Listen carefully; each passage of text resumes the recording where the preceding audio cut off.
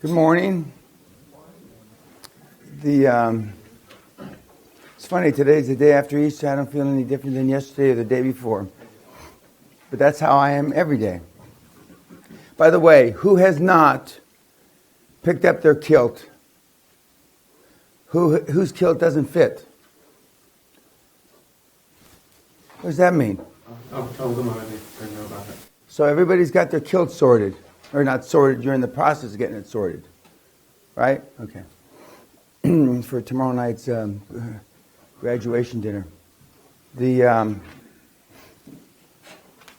a couple more, surprisingly, we got a couple more Christmas sign-ups. So we'll see what happens. For this early stage, it appears that it will happen. What does Sally say about it? She said, whatever I want to do. Unlike your significant others, because you're cunts. Big difference. But I would be stunned, I would be gobsmacked, I would be overwhelmed if she didn't say, whatever you want to do, dear. And if you don't have that kind of partnership, then my strong suggestion is you get the fuck rid of them. By the way, speaking of that, which we don't tell you when you come here, we don't tell you a lot of things when you come here because we suck you into the fucking vortex. Because if you really knew how fucking tough it is, you wouldn't come because you're cunts. But we have over 50% divorce rate, 50% business breakup rate, and 50%, what else? Some other fucking... And we stopped counting at 50% because we didn't want to scare you cunts. It's about 60 plus. Now just think about that. It should be about 80, 90. Because every one of you little pea brains is with your significant other for all the wrong reasons. Some of you because you had such miserable little fucking childhood, you never got laid, so the person you fucked, you married.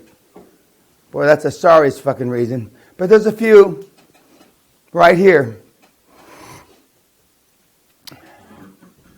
They split up because they're at different ends of the continuum, or they're not even in the same quadrant at the end of the continuum that you are, or you think you are.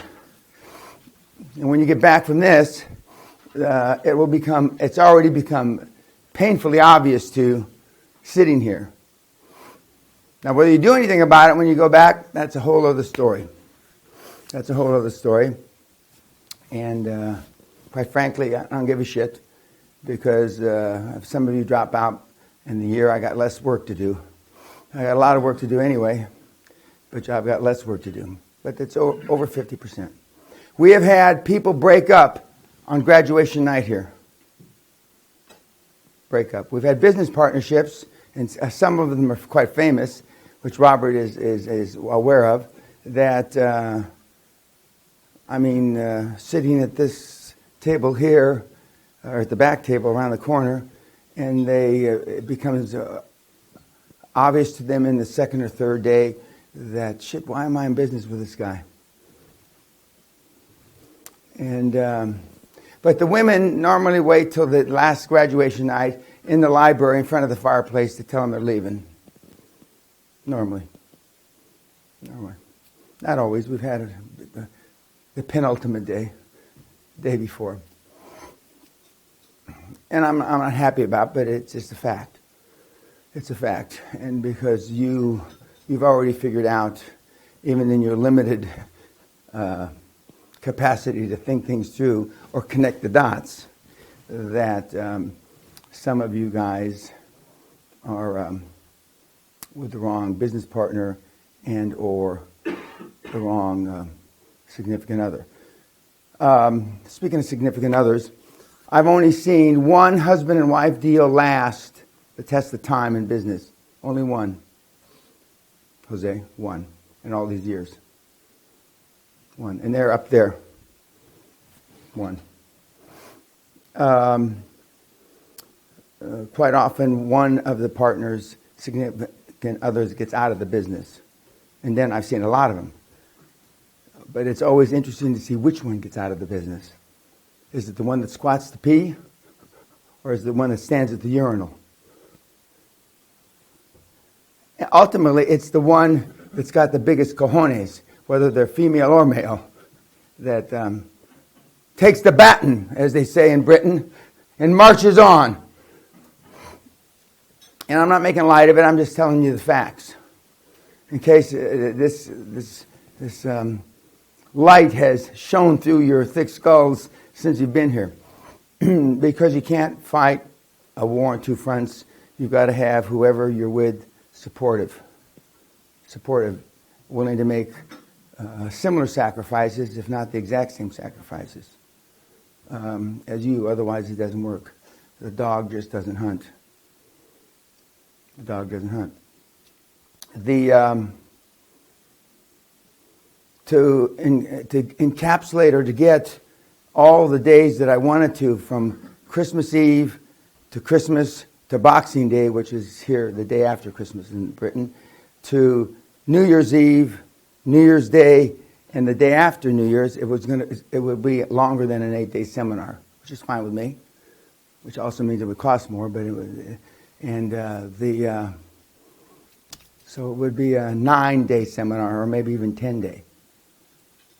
Make sure that we fuck the entire holiday season up, ostensibly fuck it up for the normal human beings,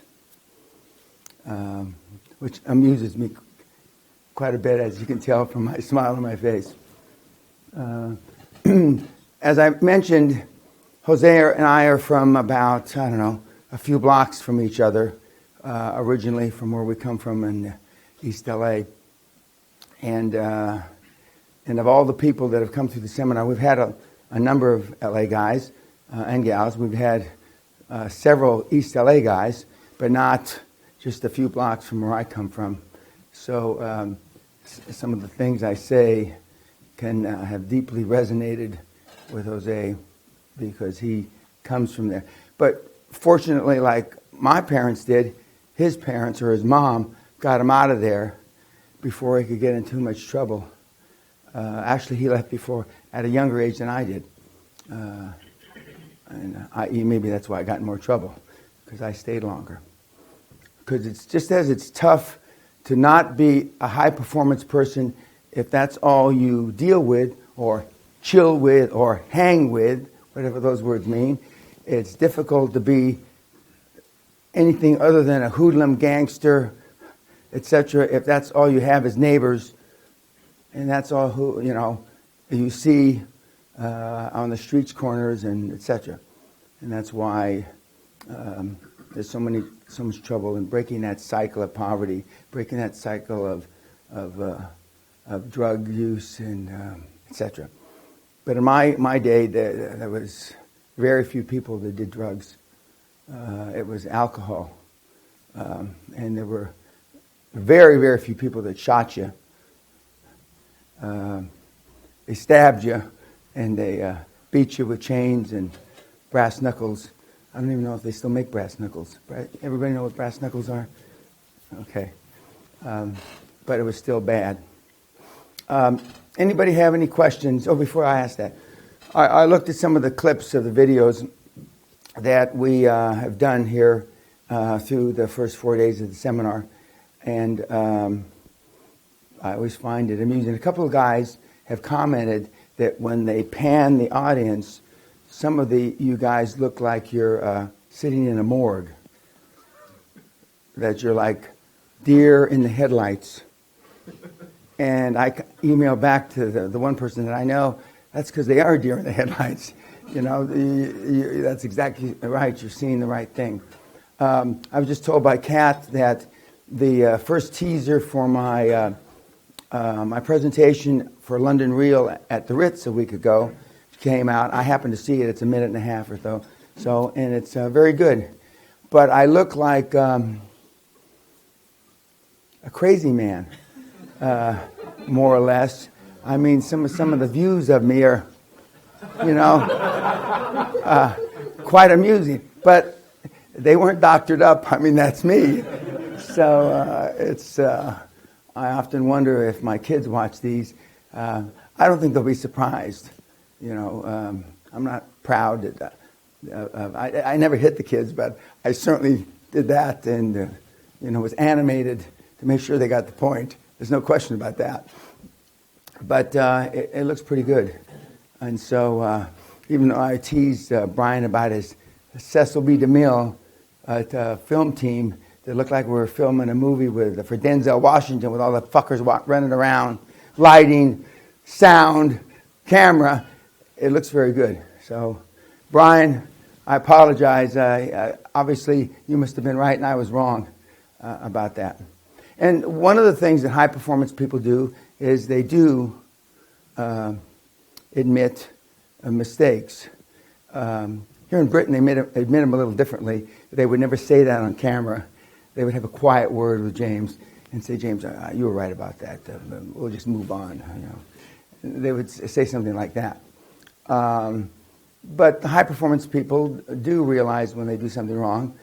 And some of them, most of them will admit that. And they may poke fun at themselves and make a little joke about it.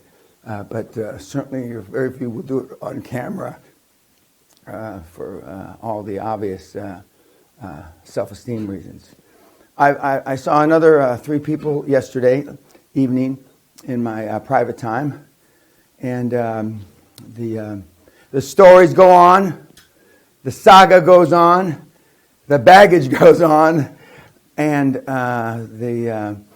it's interesting to hear because what I do, which should be obvious, is that I go back and forth and I think, oh God, and so what did Monty tell me, and how does that relate, and what did Matthew say, etc. What did James say, and how does that relate to some of the guys that I talked to last night, and how did the Brits' information, or more importantly baggage, relate to some of the other places that you guys are from. And but the one thing you all have in common is you all have baggage. That's a given. It's just, what's the difference kind of baggage. Like Doug, as a religious guy, he's not the only religious guy, but he was a preacher man, laying hands on you, healing you. He talks about it a little different than some of you other guys do. But we've had many people of the cloth come through here. In fact, a priest is going to be the master of ceremonies at my 70th birthday, Father George, who's been here twice. And I think he's the only profit-making parish in Romania, because we showed him how to turn a buck.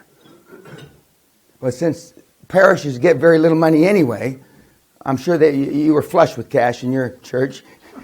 So his parish is better off than most of the others, if not all the others, because he runs a business that helps supplement his parish,